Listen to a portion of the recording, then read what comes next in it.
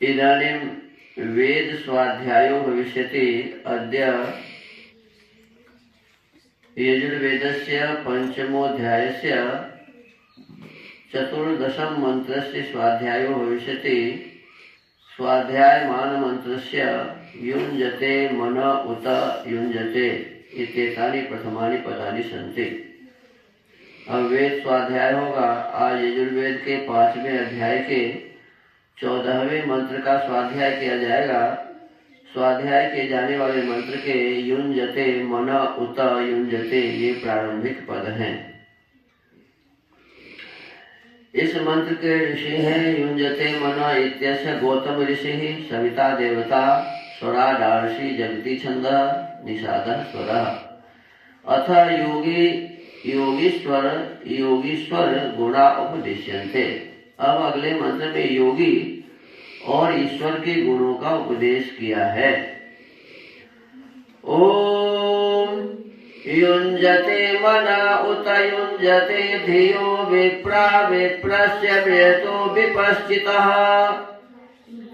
विहोत्रा दधे वयुना विदेक इन्महि देवस्य सवितुः परिष्टुतिः स्वाहा।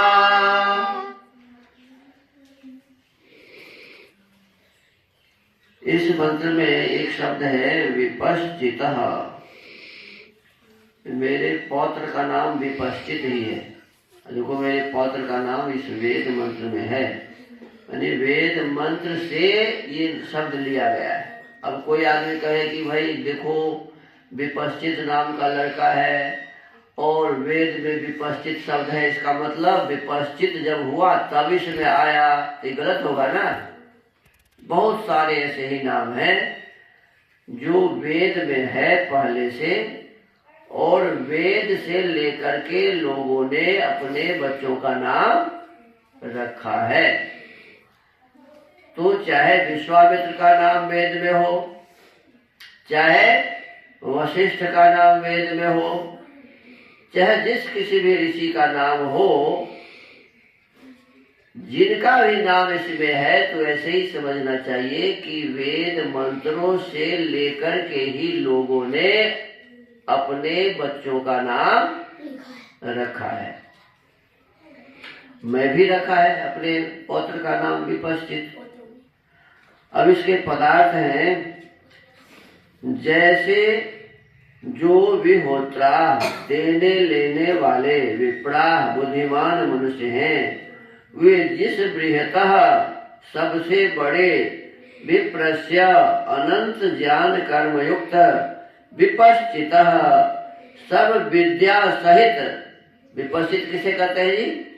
जिसमें सब प्रकार की विद्याएं हैं, वह विपश्चित। सब विद्या सहित सवितो सकल जगत के उत्पादक, देवस्य सबके प्रकाश करने वाले, महेश्वर की मही बड़ी बड़ी स्तुति ही सब प्रकार की स्तुति रूप स्वाहा सत्यवाणी को जान उसमें मन को युञ्जते युक्त करते हैं। उत और धिया बुद्धियों को भी युञ्जते स्थिर करते हैं। वैसे वैनवित उत्तम कर्मों को जानने वाला एक सहाय रहित में उसको जान उसमें अपना मन और बुद्धि को विदधे सदा निश्चल विधान कर सकता हूँ। भावार्थ, इस मंत्र में वाचक लुप्तोपमा अलंकार है। मनुष्यों को उचित है कि परमेश्वर में ही मन बुद्धि को युक्त कर विद्वानों के संग से विद्या को पा सुखी हो, अन्य मनुष्यों को भी इसी प्रकार आनंदित करें। देखिए, हमारा आपका सबका कर्तव्य है, हम जितने भी मनुष्य हैं सबका यही कर्तव्य है कि हम आप सभी अपने मन बुद्धि को परमात्मा में लगावे।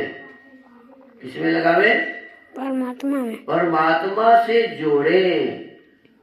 अपने मन को किससे जोड़े? परमात्मा से। परमात्मा से जोड़े। और कहा कि परमात्मा से मन और बुद्धि को जोड़कर फिर विद्वानों का संग करे। किसका संग करे? विद्वानों का। परमात्मा का संग तो हम कर ही रहे हैं, और परमात्मा से जिन विद्वानों ने सीखा और उन विद्वानों ने जिन लोगों को सिखाया, वो परंपरा आज तक चली आ रही है।